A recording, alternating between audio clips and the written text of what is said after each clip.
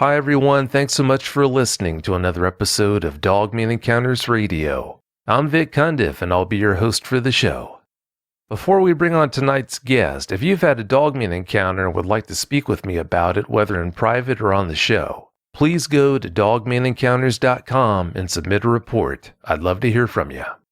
If you've had a Sasquatch sighting and would like to be a guest on Bigfoot Eyewitness Radio, please go to bigfooteyewitness.com and submit a report. All right, let's bring on tonight's guest. Tonight's guest is Rich. Rich, welcome to the show. Hi, Vic. Thank you. Well, thank you for coming on. We really appreciate your time. Rich, please give us a brief bio on yourself. Sure. I'll tell you that I'm 35 years old. I'm a union electrical construction worker. I'm a father of 4 boys. And for the most part, I'm a pretty laid-back guy and a very pragmatic. Wow, from what you just told us about, it sounds like you stay busy. I am, yeah. My favorite thing is being a father. I take the time to cultivate an interest in my kids, and I do my very, very best.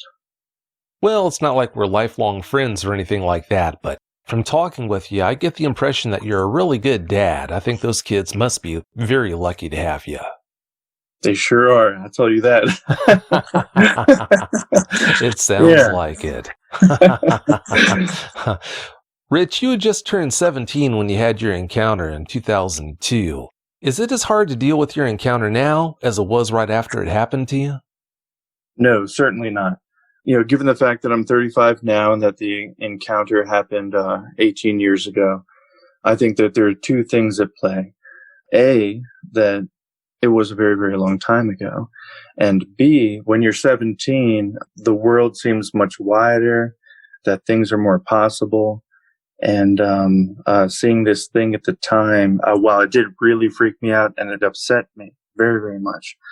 In fact, I had struggled with anxiety issues for a couple of years afterwards. Once I had accepted the incident and moved forward, I did indeed move forward. Well, thank goodness for that. I'm so glad to hear that you can deal with it in such a healthy way now. Yeah, absolutely. It's not the stuff of nightmares any longer, but I will say that if there was a proposal that someone made that I should stay a night in those woods, I would decline it.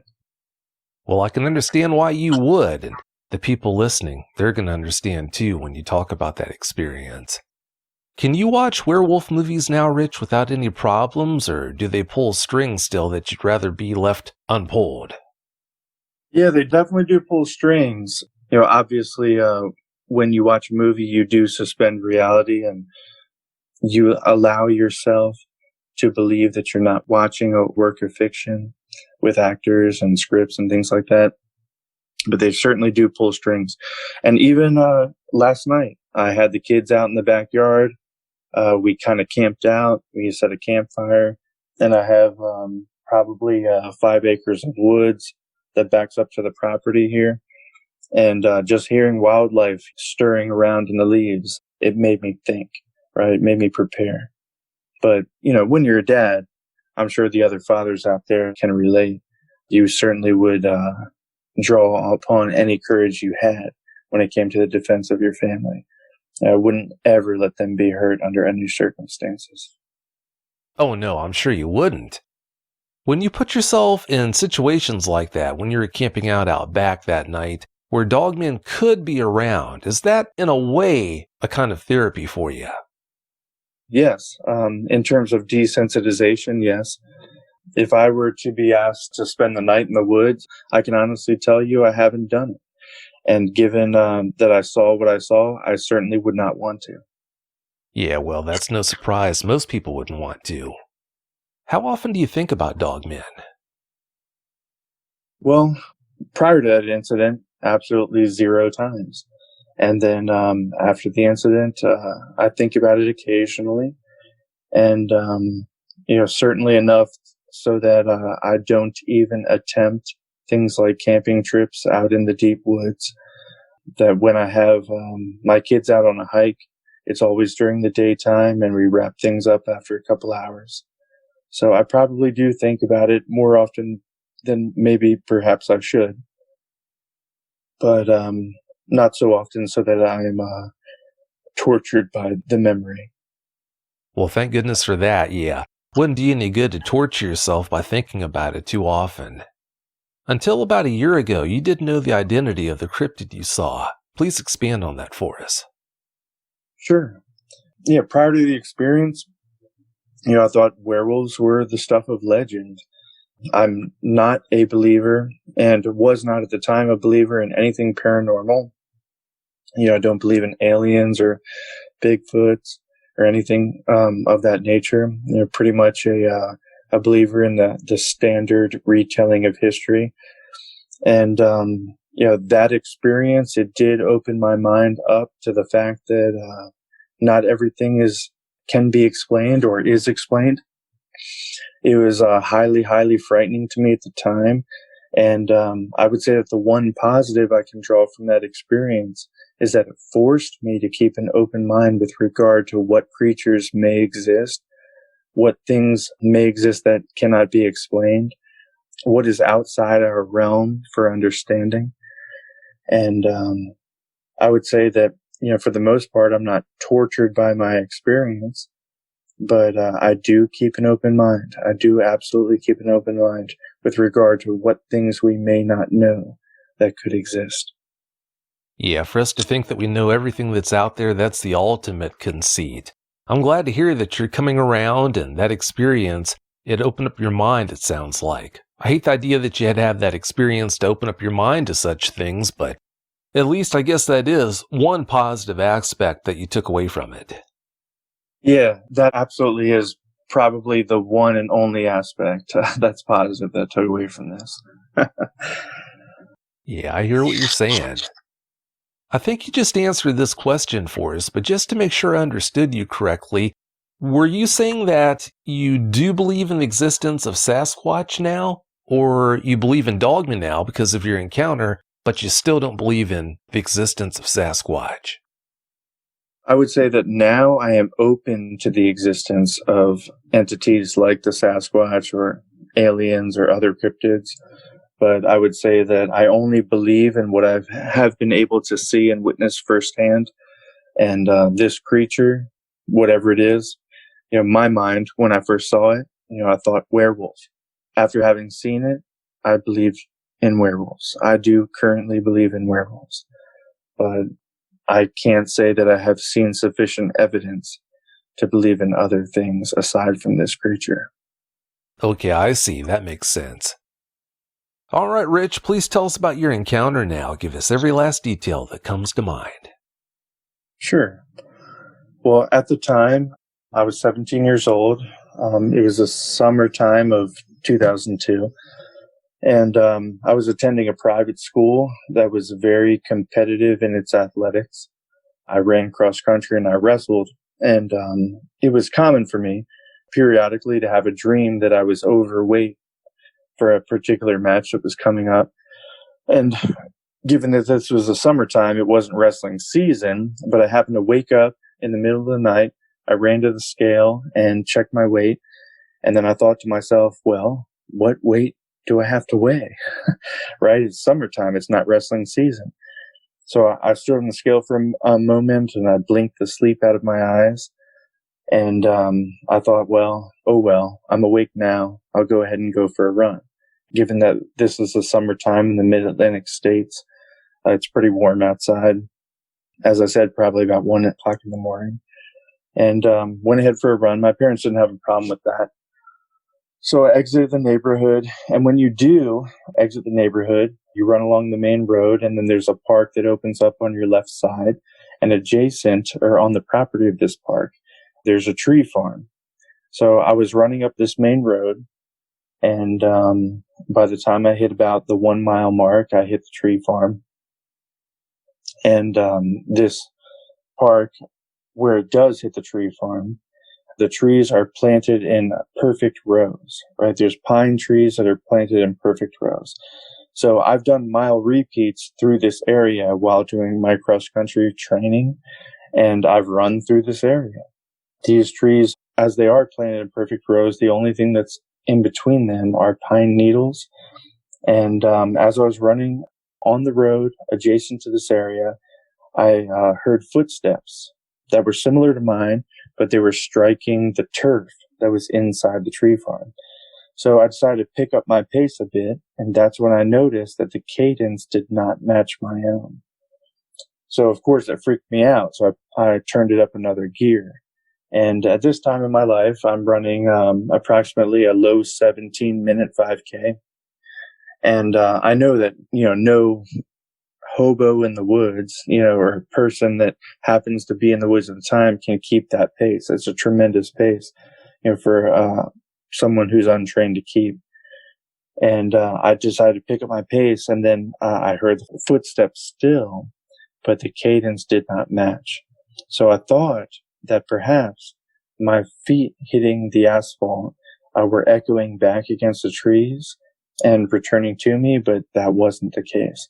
Having grown up with horses, I know what the cadence of a quadrupedal animal sounds like, and this was certainly different. This was a bipedal individual, and hearing that really, really freaked me out. So I decided to turn it up yet another notch, and at this point I was probably running like my max mile, which at the time was about 4 minutes and 35 seconds. So I really picked it up. And as I continued along this tree farm, there's a break in the trees. And I could see that there was movement beneath the tree's skirts. But as there was a break in the trees, I could look up and see the face of this animal. And when I saw the face of this animal, immediately my brain registered werewolf. But when I think back upon it, I would say that yes, werewolf, but also something similar to a baboon. It had its mouth partially open, and if you've ever seen the dentition that a baboon will display when it's either fighting or threat displaying, it was very much like that. Things that you just wouldn't imagine being on a mammal creature. And it had its mouth open, not open as I would say that would be in a threat display, just open as in like a dog that's running. The dentition was very, very similar to a baboon. And its face was mostly werewolf-ish, and with a slight baboon curvature to the end of the muzzle. But nonetheless, when I saw this, I was extremely afraid. Adrenaline kicked in. I bolted as hard as I absolutely could. And at the time, I was running a low 11-second 100-meter dash. I sprinted with all of my absolute might to the I-95 overpass. That's the next place along this run. And when I got to the overpass, I did decide to look back. And when I looked back, there was nothing there. So the animal in question did not decide to pursue me. But I was so afraid I could not return home. So I decided to continue my run. I normally would run 3.5 miles down to Route 1 and then 3.5 miles back. So I ran 3.5 miles down, and where a very, very good friend of mine lived, I knocked on his door, much to the chagrin of his parents. And, me being 17 and him being a couple years older than me. But I knocked on his door and I was like, hey, Mike, I can't go back. This is what I saw. And so we got into his vehicle. And while he did roll his eyes at me like, hey, you just thought you saw something, I was absolutely certain of what I saw. And even more than that, I was absolutely certain of what I had heard. So we got in the vehicle, drove back, and we drove back precisely along the route that I had run. And nothing that was there. Whether unfortunately or fortunately, nothing was there. So we drove actually pretty slowly, about 20 miles per hour, past the entire length of the tree line where I had heard and saw the creature in question. And I didn't happen to see anything at all. Now, we drove back, and, given the fact that I have no hunting experience, no interest in those sorts of things, I didn't go back to look for footprints in between the trees. I wish today that I had. However, I will tell you that myself and many members of the cross country team that I was in high school, one of the things that they will do for cross country is they will extend the course to make it 3.125 miles. That's what 5K is. And in order to extend it, they have to make little loops or extensions to the course itself. And the loop went into the regular woods and then up into the tree farm just briefly, maybe for only 0.2 of a mile, but it was necessary in order to extend this course. And every runner that I spoke to felt weary of that particular 0.2 of a mile. I would run during the summer times and I would feel just strange about that area and that there was something in there perhaps. And as I had told you before, Vic, if someone had offered me a particular amount of money, it would have to be a life-changing amount of money to spend the night in those woods. I had asked that to a couple buddies of mine that were on that cross-country team. And they said, not for all of King Midas's gold would they stay a night in those woods. They were very eerie woods. And years later, I wound up running through those woods and encountering a feral dog. And I knew at that time, like, hey, feral dogs, wildlife like deers, those are the types of things that you want to run into compared to what you feel that you may run into. It was something more of a gut feeling that there was something that existed in those woods that was very, very negative. Yeah, I'd say it was negative. Very negative, unfortunately. You said it had baboon-like facial features. Were you ever able to see its legs? Unfortunately, no. As I ran alongside the road beneath the tree's skirts at the time, given the length of the pine trees that were planted in the tree farm, I could see movement beneath the tree's skirts. But no, I was not able to say that I could see a clear leg. Oh, that's okay. Now you're just doing the best you could to keep it together, so I understand. How would you describe the positioning of its ears? They were upright, very much like a Doberman Pinscher's. As I said before, I'm experienced in riding horses. I grew up on horses. When horses are pissed off, they'll pin their ears back. This was not like that. Their ears were upright. Maybe the animal was attentive, or curious about me. I'm not sure, but the ears were upright. Oh, I'm sorry. I should have been more clear on that. What I meant to ask you was, how are they positioned on its head? Oh, very similar to a dog's. Behind the eye socket and straight up and down. I see. So they were up on top. Mm-hmm. Okay, that makes sense. You told us that you could see its face. Could you see its eyes pretty well, or were they very hard to see because of the lighting? Yeah, because of the lighting, they were washed out. The lighting there was a Cobra head street light, so that's very orange. And everything was very washed out in the color of orange.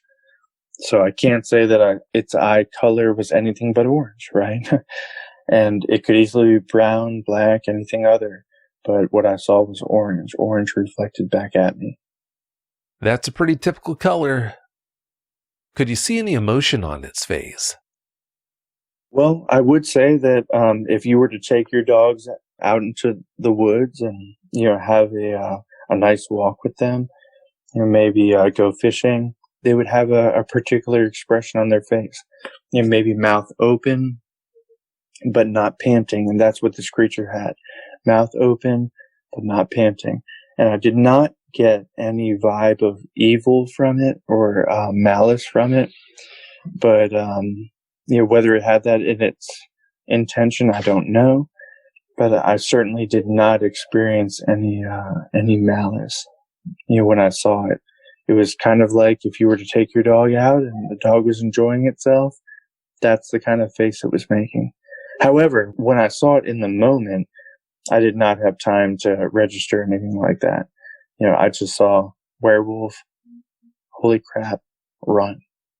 Yeah, you have an experience like that, and you're only going to take in so many details before you decide just to get out of Dodge. So I don't blame you. You said that a lot of other runners on the team were very leery of running that course, but did you ever get the impression that some of them might have seen that Dogman as well? Well, one of the runners, I would have questioned further if I had had that experience a little bit earlier, because he said that he had seen something.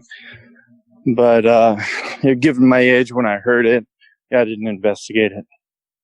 Yeah, as young as you were, you had a lot of other things to worry about, so I get it. When you heard those footsteps pacing you in the woods that night, I'm still a little cloudy on this.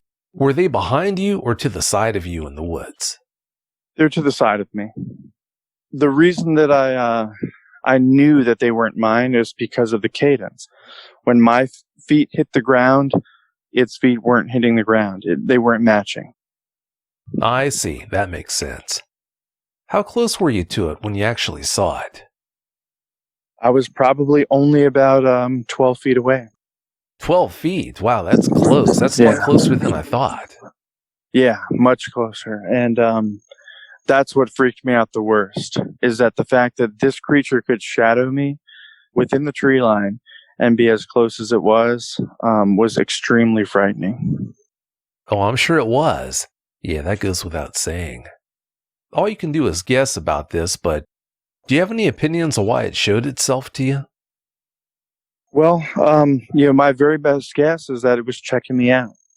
That it wasn't used to something running at that time of night, and maybe this was its territory, and it wanted to go check me out and make sure that, I wasn't a threat, that I wasn't poaching game from its area, so to speak. But that's my very best guess. The fact that it did not pursue me, it didn't hurt me, it didn't charge out of the woods and tackle me down and make me its prey. All of those things combined made me feel that I don't think that I was being stalked. I don't think I was being hunted. I feel that it was acting out of either curiosity or a protection of its own territory. Or there's a good possibility as well that it was just trying to entertain itself and have fun with you. It's sick to think that, but I think that's more than likely what was going on. Yeah. I mean, that's certainly the case, or it can be the case. I didn't know that there was any such thing as an observed Dogman or, werewolf or anything like that. At the time, I just thought werewolf. And it just so happened that many, many years later, after I'd only told a select few individuals about my experience, that I happened upon your channel, and my immediate thought was, holy crap, other people have seen this thing. It's called a Dogman. I need to talk to this guy. I'm so glad you found out about the show, and yeah, many more people than you're ever going to know about have actually seen these things. So, as you know now, it's definitely not just you. When you were running for the overpass that night, were the pine trees close to you, or were you running a pretty good distance away from them? The pine trees end on that property. They end about 150 yards away from the overpass. So when I pass the pine trees, there is a fence that demarcates the area that's designated for the tree farm to an area called Panther Park, where there's a dam. This whole area is, there's a huge reservoir there. And when I passed that fence, I thought in my mind, okay, like either this creature is going to leap the fence and pursue me, or it won't. And I didn't want to stop right there. I decided to sprint all the way to the overpass, because in my mind, at the time, I was going to climb up over top of the fence and get on the other side of that overpass. And if this creature was going to pursue me, then it was going to have to jump over top of the fence to the overpass to get me. But once I got to the overpass and turned around, I didn't turn around, but I peeked over my shoulder. I saw that the creature was not in pursuit. I thought to myself, okay, I'll just continue running. But there was no way that I was turning around. No way that I was running back home. Yeah, that doesn't make you any different than the rest of us. I don't think anyone would turn around and head back the way they came. And as far as the pine trees go too, Rich, I knew that after a distance they stopped.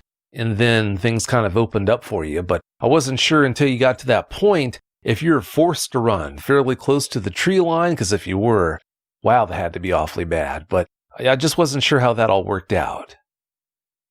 Right. Once they opened up, I didn't feel any better, but I still sprinted as hard as I could to that overpass, and that's when I double-checked what was behind me. So, given what I had seen, I obviously wasn't running back the same way, and I wished that I had seen more of what I saw. I saw the creature from its shoulders up, from its clavicle bone approximately up.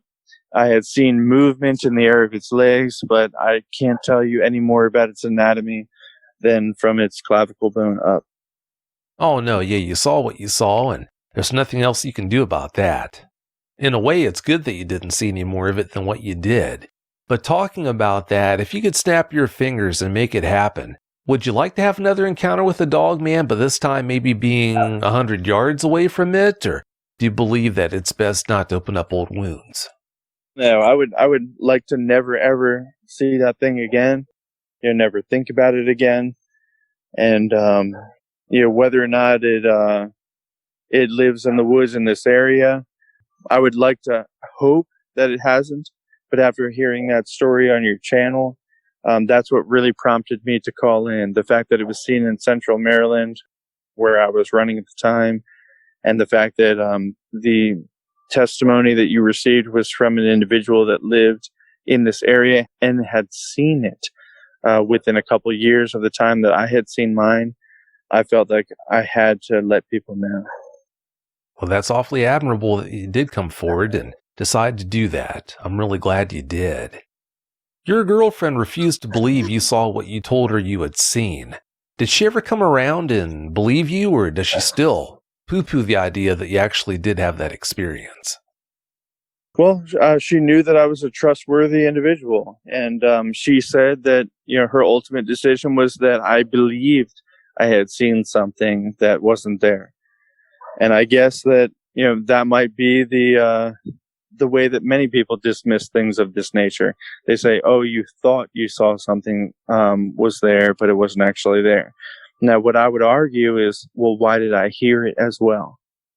I heard the footsteps next to me, and then I saw what I saw.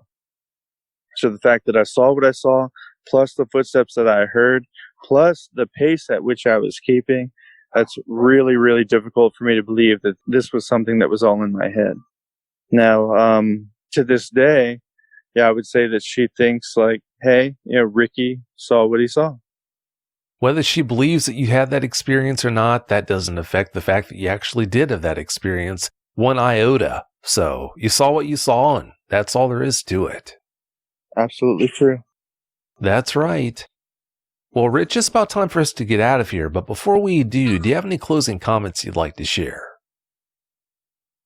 I would only say that if anyone has seen this thing or has thought they have seen this thing, please communicate with regard to it. I would believe that there are government entities that are willing to cover it up. Whether or not they actually do, I believe that the potential is there. And as long as people who have seen it, people who can act as an eyewitness to the creature itself, if we all communicate and share our information, then there's a good chance that we'll uncover the truth with regard to the creature. That's all very well said. Well, Rich, I want to thank you so much for coming on and sharing this experience with us. I really appreciate it. Thank you, Vic. I appreciate you. Oh, you're welcome. Thanks again so much. Have a great night. If you've had a Dogman encounter of your own and would like to speak with me, whether in private or on the show, please go to dogmanencounters.com and submit a report. I'd love to hear from you.